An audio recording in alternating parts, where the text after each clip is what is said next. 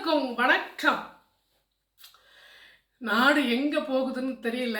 மிருகங்கள் எல்லாம் விலங்குகளை வேட்டையாடி உண்டது ஒரு காலம். ஆனால் இப்பொழுது அந்த மிருகங்களை மான்குட்டியை தன் பக்கத்தில் வைத்து கொஞ்சுகிறது. சிங்கமும் புலியும் கரடியும் நாய்களை பக்கத்தில் வைத்து விளையாடுகிறது. இன்று அதுகளெல்லாம் ஒற்றுமையாக வாழ கற்றுக்கொண்டு நல்ல மகிழ்ச்சியை நமக்கு உண்டாக்குறது. ஆனால் இந்த மனித மிருகம் என்றைக்கு மாறப்போகிறதோ? மனிதம் செத்து விட்டது. மனிதன் எதற்காக ஆறறிவு அவனுக்கு கடவுள் கொடுத்தான்? இதை இப்படி செய் என்பது தெரிந்து கொண்டு செய்யடா என்பதற்காகத்தான் மனித பிறவி.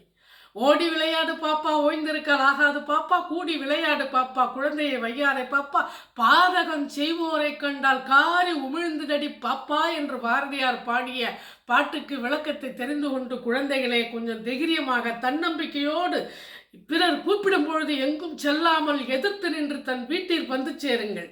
தாயினுடைய கண் பார்வையிலே இருங்கள். எங்கு சென்றாலும் உங்கள் தாயை உங்கள் கூடவே அழைத்து செல்லுங்கள். பெற்றோர்களே, உங்கள் குழந்தைகளை கண்ணும் கருத்துமாக பார்த்து கொள்ளுங்கள்.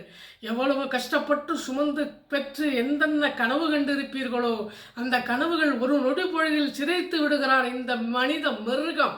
அது போன்ற மிருகங்கள் இருக்கும் வரை பிள்ளைகளுக்கு பாதுகாப்பில்லை.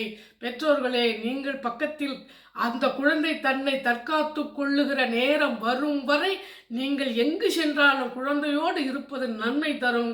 பத்திரமாக உங்கள் பிள்ளைகளை பார்த்து கொள்ளுங்கள். நாடு நல்ல நிலைமைக்கு வர வேண்டுமென்றால் சட்டம் சரியான முறையை கையில் பயன்படுத்த வேண்டும். சட்டத்தை சரியாக பயன்படுத்துங்கள். சட்ட வல்லுநர்களே, கண்டிப்பாக நாட்டுக்கு நன்மை செய்யுங்கள். நாடு பயமில்லாமல் வளமுடன் வாழ அருள் புரியுங்கள். இந்த வீடியோ பிடித்திருந்தால் லைக் பண்ணுங்கள், ஷேர் பண்ணுங்கள். நன்றி.